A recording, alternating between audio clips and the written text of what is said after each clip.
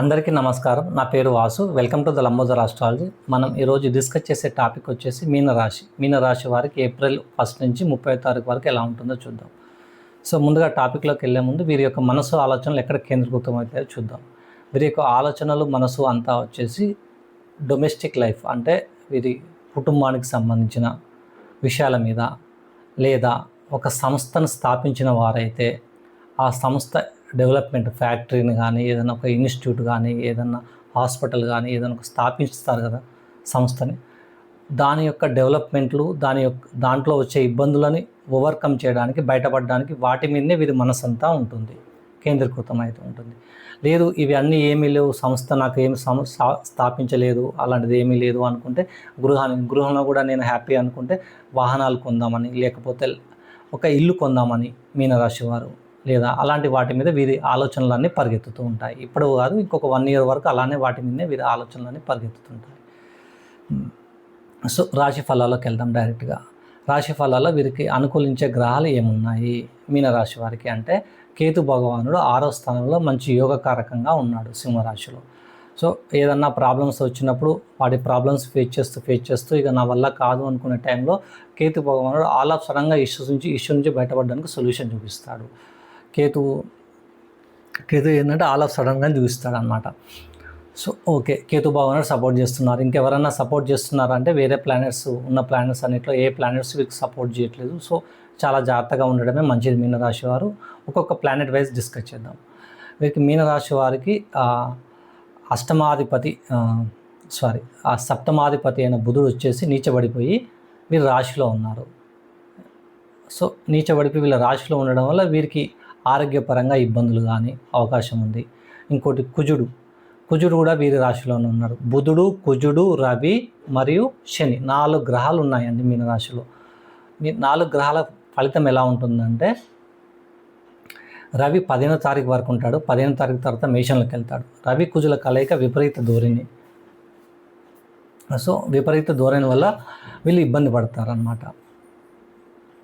కుజుడు ఏం చేస్తాడు, రాశిలో ఉంటే అనుకోకుండా ఆకస్మిక ప్రమాదాలు, యాక్సిడెంట్స్ కానీ వాహన ప్రమాదాలు అవడానికి ఛాన్సెస్ ఉన్నాయి. కాబట్టి వాహనం నడిపేటప్పుడు చాలా జాగ్రత్తగా ఉండడం మంచిది మీనరాశి వారు. లేదు వాహన ప్రమాదం లేదంటే పోలీస్ డిపార్ట్మెంట్స్ నుంచి కానీ, కుజుడికి సంబంధించిన డిపార్ట్మెంట్స్, పోలీస్ శాఖలకు సంబంధించిన వాటి కానీ ఇష్యూస్ కానీ వాటి గురించి కానీ కొంచెం వాటి ఇష్యూస్ తలెత్తడం అనేది ఎక్కువ అవుతుంది ఏప్రిల్ 2వ తారీఖు తర్వాత నుంచి. సో ఆ పారామీటర్లో జాగ్రత్త పడండి. సో ఇంకోటి వచ్చేసి వీరికి మెయిన్గా ఇంకో పారామీటర్ వచ్చేసి షష్టాధిపతి 6వ స్థానాధిపతి అయిన సూర్య భగవానుడు ద్వితీయంలో ఉన్నాడు 15వ తారీఖు తర్వాత. ఆయనతో పాటు శుక్రుడు కూడా ఉన్నాడు అక్కడే. శుక్రుడు కూడా ద్వితీయంలో 2వ స్థానంలో ఉన్నాడు ఫైనాన్షియల్ గెయిన్లో. శుక్ర భగవానుడు ఒక పరంగా ఇస్తుంటాడు ఫైనాన్షియల్ గెయిన్స్, దాంతోపాటు సూర్యుడు కలవడం వల్ల శుక్రుడు ఎన్నో స్థానాధిపతి మీనరాశికి అంటే అష్టమాధిపతి అయిపోయాడు. అష్టమాధిపతి షష్టాధిపతి 6, 8ల కలయిక అనేది ఒక కరువును తీసుకొస్తుంది వీళ్ళ లైఫ్లో. ఎక్కడ కరువును తీసుకొస్తుంది అంటే, ద్వితీయ స్థానంలో కూర్చున్నారు. ధన సంపాదనకి సంబంధించిన దానిలో, లేదా కుటుంబానికి సంబంధించిన వాటిలో కొన్ని అవకతవకలు జరగడానికి అవకాశం ఉంది. సో ఏవైతే పెండింగ్ ఉన్న ఇష్యూస్ ఉన్నాయో వాటిని వీలైతే సార్ట్అవుట్ చేయండి. లేదు అవి అయ్యేటట్టు లేవు, ఇప్పుడు వీళ్ళు సార్ట్అవుట్ చేసిన అవి. సో వాటిని వదిలేయడమే మంచిది. వీటి షార్ట్అవుట్ చేసి, ఎందుకంటే ద్వితీయ స్థానం అనేది వాకు స్థానం కూడా, సూర్యుడు ఉన్నాడు. వీళ్ళ యొక్క యుగో ఫీలింగ్తో ఎంతకైనా తెగిస్తానే ముందుకెళ్తారు. సో అలాంటి నేచర్ అనేది మానేసేయండి ఇష్యూస్ వస్తే మాత్రం. సో పోస్ట్ పోన్ చేసుకోవడం చాలా మంచిది. ఎందుకంటే రాశిలో కుజుడు ఉన్నాడు ఫైరింగ్ నేచర్తో, నేను తగ్గనని విపరీతంగా కొట్లాటకున్నాడు.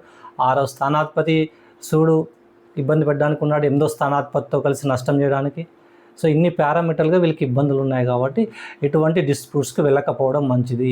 హెల్త్కి ఏ చిన్న ప్రాబ్లం వచ్చినా చూపించుకోవడం మంచిది. వాహనాలు నడిపేటప్పుడు చాలా జాగ్రత్త పడడం మంచిది. ఇవన్నీ ఎందుకు చెప్తున్నా అంటే, ఒక్క గ్రహం కాదండి, 4 గ్రహాలు ఉన్నాయి మీనరాశిలో. ఇంకోటి వీరు జన్మశనిలో ఉన్నారు. ముఖ్యంగా జన్మశని అంటే మీకు తెలుసుగా, శని భగవానుడు పక్కన వచ్చి కూకుంటాడు. ఏ చిన్న మిస్టేక్ చేసినా, ఏ డిసిప్లిన్ కొద్దిగా అవుట్ ఆఫ్ ద బాక్స్కి వెళ్ళినా వెంటనే చెంపమించి ఒకటి వేసి మరి నువ్వు చేసి తప్పు దానికి పనిష్మెంట్ ఇస్తాడనమాట. నువ్వు ఇలా చేయకూడదు, ఇలా చేస్తావు కాబట్టి నీకు ఇది అనుభవించమని. సో చాలా జాగ్రత్త పడడం మంచిది జన్మశనిలో. వీలైతే వీరు ఎవ్రీడే టెంపుల్కి వెళ్ళడము, మనశ్శాంతి కొరకము అలాంటివి చేయడం మంచిది. పరిహారాలకు వచ్చేసి శనిదేవునికి తైలాభిషేకం చేసుకోవడం మంచిది శని భగవానునికి. దాంతోపాటు అష్టమాధిపతి అయిన శుక్రుడు ఇబ్బంది పెడుతున్నాడు. సో శుక్ర భగవానునికి రెమెడీ కోసం అష్టమాధిపతి షష్టాధిపతి 6, 8 కలయిక. సూర్యభగవానునికి సూర్యుని 12 ద్వాదశ నామాలతో సూర్య నమస్కారం చేసుకోండి. వీరికి గోకు సంబంధించిన ఇష్యూస్ ఉంటే, లేదు నష్టాలు ఎక్కువ ఉంటే శుక్ర భగవానికి సంబంధించిన రెమెడీస్ ఏంటంటే అమ్మవారికి పూజ చేసుకోవడం, శుక్ర భగవానునికి ఆవుకి మేత పెట్టడం లాంటివి, బంగాళాదుంపలు పొటాటోస్ పెట్టడం లాంటివి చేయండి. వీరి యొక్క కొంత మానసిక ప్రశాంతత, ఇబ్బందులు తగ్గుతాయి. మీరు నేను చెప్పేది ఏంటంటే ఈ 12 రాశుల్లో ఈ మంత్ ఏప్రిల్ మంత్లో మీనరాశిని సర్వైవల్గా తీసుకోవాలి. గ్రోత్ కోసం కాకుండా సర్వైవ్ అవుతే చాలన్న వేలో వెళ్ళండి. Thank you. నమస్కారం.